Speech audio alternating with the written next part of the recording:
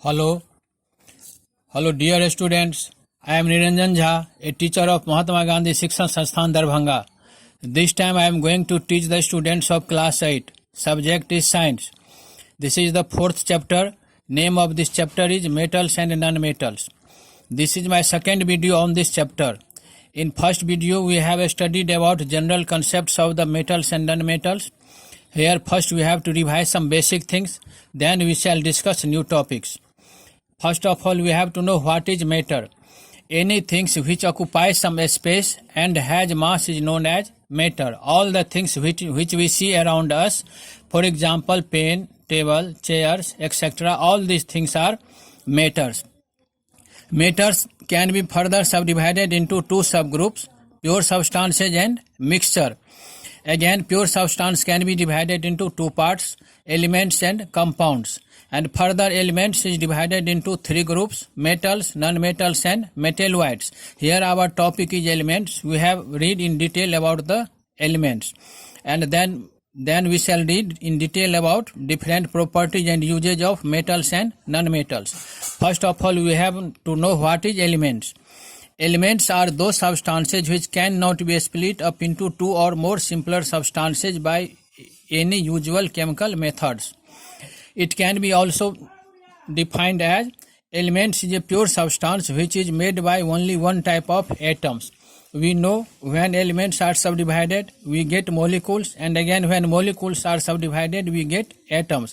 It means atoms combine to form molecules and molecules combine to form elements. Now, occurrence of metals and non-metals. Metals and non-metals are obtained from the earth crust. We know earth has divided into three layers. The innermost layer is core, second layer is mantle, and the outermost layer is known as earth crust. We are living on the earth crust. All the metals and different types of non-metals are obtained from the earth crust. But all the metals and non-metals are not found in the same way. Some metals are very reactive, some metals are not reactive, and some metals are moderately reactive. Highly unreactive metals like gold, platinum are found in free state. Highly reactive metals like iron, aluminum are found in combined state. And those elements which are moderately reactive, they are found in both free and combined state. For example, silver and copper are obtained in free state also and in combined state also. Those earth crust which contain some metals are called minerals, and in minerals percentage of metals are not always same. In some minerals percentage of metals are more, and in some metals percentage of metals are less. Those minerals from which metals can be extracted profitably are called ores. In ores, percentage of metals are normally more. Now, ores contains different types of impurities. These impurities are known as gangue. When we bring ores from the earth crust, then we do not get metal directly. Ores contains different types of impurities. By different physical and chemical processes, we have to remove all these impurities, and finally we get the pure metals. The series of process carried out to extract pure metals from their ores is called metallurgy. These we have revised different topics. Now we have to start new topics. That topic is physical properties of metals. First of all, we have to know what is physical properties. Those properties which we can experience with the help of our sense organs are known as physical properties. For example, color of anything, size, shape, and physical state. These all properties are the examples of physical properties. We have to read one by one. The first property, physical state. Here I have written most of the metals are solid at room temperature. Only mercury is the liquid metal. Mercury at room temperature, mercury is found in liquid state. Gallium is also found in solid state at room temperature, but the melting point of gallium is slightly greater than room temperature, and this is the reason when we keep gallium at our palm, it melts. Second property, malleability. The property by virtue of which metals can be hammered into thin sheets or foils is known as malleability. almost all metals are malleable, and due to this property of metals we can obtain sheets and files of different metals. There are some exceptions also. Sodium, potassium, these are not malleable metals, these are brittle, and brittle means when they will be hammered or when they will be pressed to get the foil or sheets, it will break.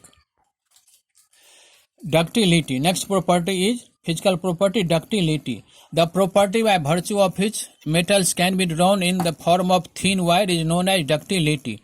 Due to this property of the metals are used to make the different types of wires.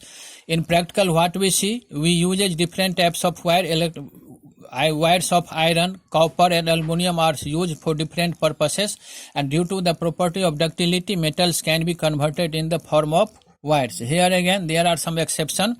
Sodium, potassium cannot be drawn into wire, and gold is the most ductile element or most ductile metal.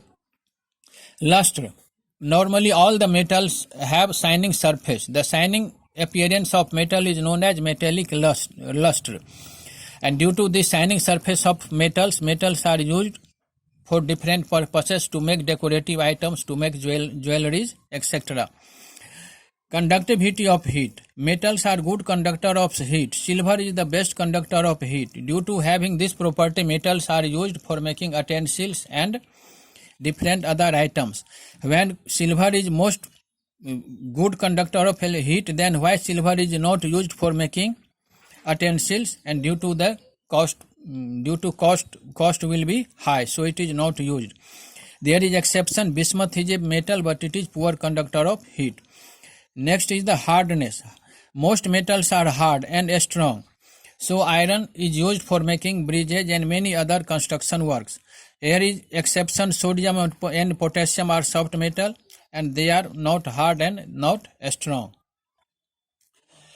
Density. Density is also one most important physical property of the metals. Normally all the metals are dense. Sodium, potassium have low density.